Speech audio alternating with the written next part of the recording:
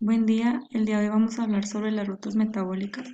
Bueno, es importante saber lo que es el metabolismo, es un conjunto de reacciones químicas que se efectúan constantemente en las células con el fin de producir energía. Como primera parte tenemos el metabolismo de los carbohidratos, empezando por la glucólisis vía Embden-Meyerhof. Es la principal vía metabólica para las hexosas, principalmente la glucosa. Aquí el conjunto de reacciones permite oxidar parcialmente a la glucosa para formar un piruvato con el fin de liberar energía que se sintetizará en ATP. Bueno, se divide en dos etapas. Primero la glucosa es activada y para ello se emplean dos ATP. Entonces la glucosa ya se degrada para dar dos moléculas de gliceraldehído 3-fosfato. En la segunda parte, estas dos moléculas se transforman en ácido pirúvico y la energía liberada en este proceso es recuperada en forma de cuatro moléculas de ATP y dos de NADH. Bueno, como sabemos, se consumen dos ATP para degradar la glucosa, entonces solo se obtienen dos ATP. Después está la gluconeogénesis. En esta ruta se sintetiza la glucosa a partir de moléculas como piruvato, en donde se llevan a cabo todas las reacciones inversas de la glucólisis, a excepción de tres distintas. Estas son denominadas bypass. En la primera se lleva a cabo por dos enzimas, la PC cataliza la conversión del piruvato en oxalacetato y en la segunda reacción la conversión de fructosa 1,6-bisulfato en fructosa 6-fosfato. Dicha reacción es llevada a cabo por enzimas fructosa 1,6-bifosfatasa, lo cual desfosforila un sustrato. Y en la tercera reacción es llevada a cabo por la enzima glucosa 6-fosfatasa, lo cual también lleva a cabo una reacción de desfosforilación para permitir tener como producto final la glucosa. Bueno, después tenemos la ruta de las pentosas, que es una vía alternativa de la glucólisis. Este se tiene como finalidad la obtención de azúcares de átomos de 5 carbonos necesarios para la biosíntesis de los nucleótidos. Bueno, y de coenzima NADPH, que son necesarios para diversos tipos de biosíntesis en el anabolismo. En esta ruta, las pentosas de la glucosa 6-fosfato dan lugar mediante dos deshidrogenaciones y descarboxilación en las que se obtienen NADPH a una molécula de CO2 y el azúcar de 5 átomos de carbono, la ribosa 5-fosfato, que después se transforma en ribosa 5-fosfato. Bueno, y ahora llegamos al ciclo de Krebs, en donde el piruvato entra a la matriz mitocondrial. Aquí sufre una descarboxilación oxidativa catalizado por un complejo de piruvato deshidrogenasa produciendo CO2 y un grupo de acetilcoenzima A. Bueno, el ciclo se inicia con la condensación del acetil-CoA con una molécula de ácido oxalacético para dar ácido tricarboxílico a 6 átomos de carbono, que es el ácido cítrico. En esta reacción se libera la coenzima A. Posteriormente, en una secuencia de 7 reacciones catalizadas enzimáticamente, se eliminan 2 átomos de carbono en forma de CO2 y se genera el ácido oxalacético. Por cada grupo de acetilo del acetil-CoA que ingresa en el mismo, se obtienen 2 moléculas de CO2, 3 moléculas de NADH, una molécula de FADH2 y una molécula de GTP transformable en ATP. Después de esto se entra a la cadena de transportadores de electrones.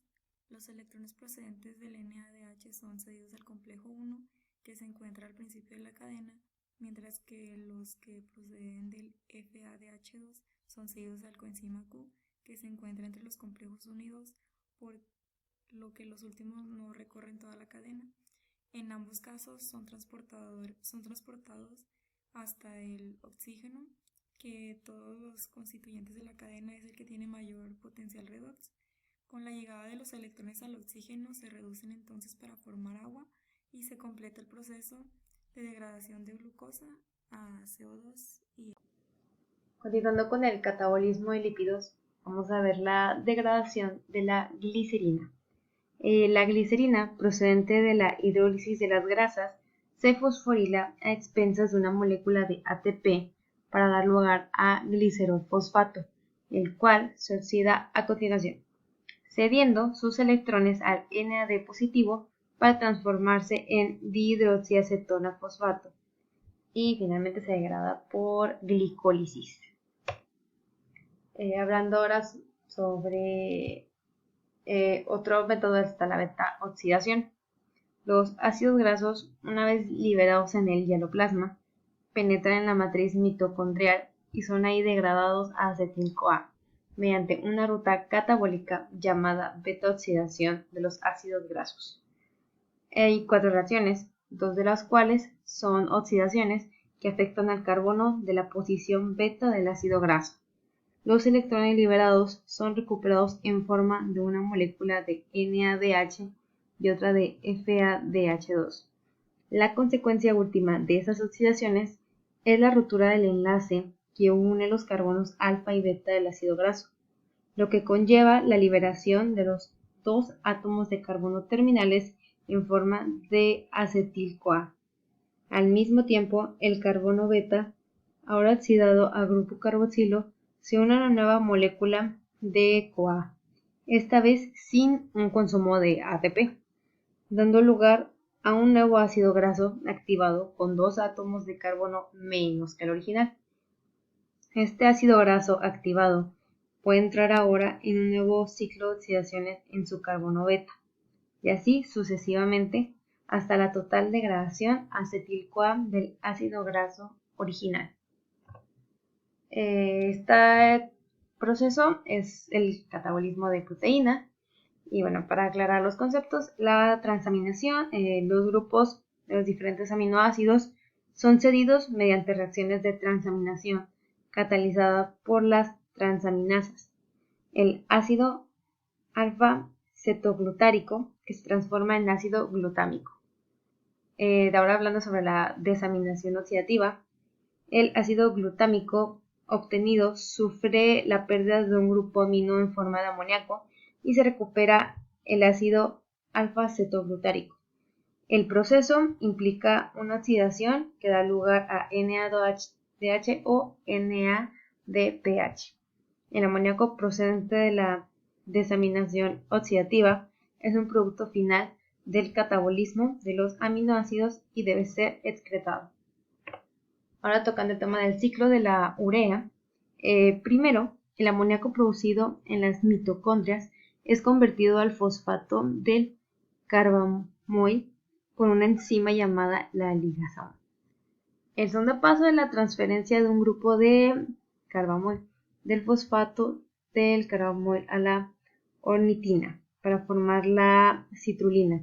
Este paso es catalizado por el transcarbamilase de la ornitina de la enzima, que es el OTC, como se menciona en color azul.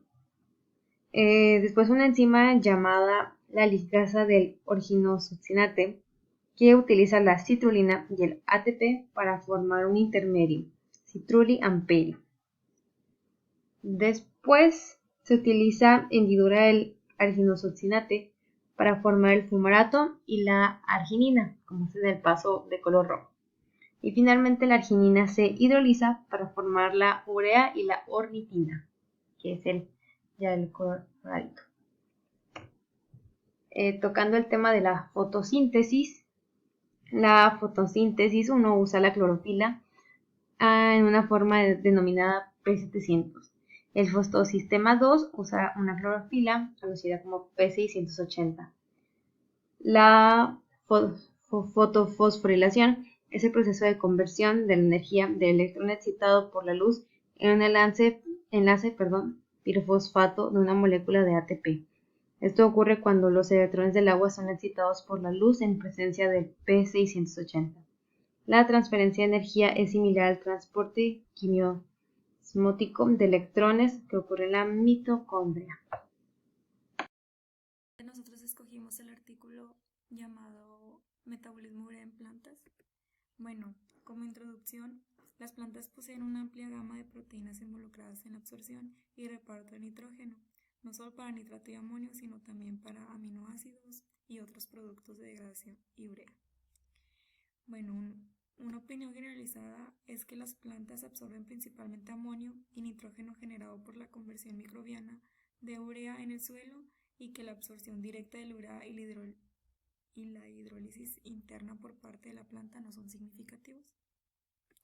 Entrando al transporte de urea, un papel en el transporte interno de urea está indicado por la expresión de ATDUR3 cerca del xilema de la raíz y en el brote.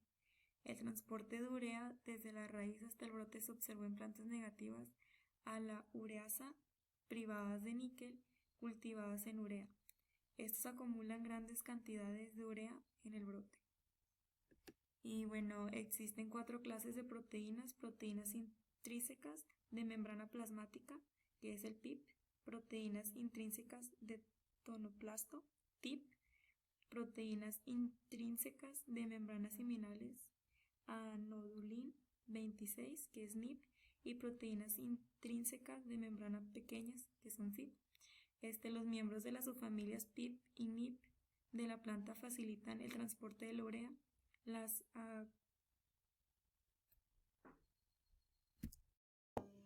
Ureasa.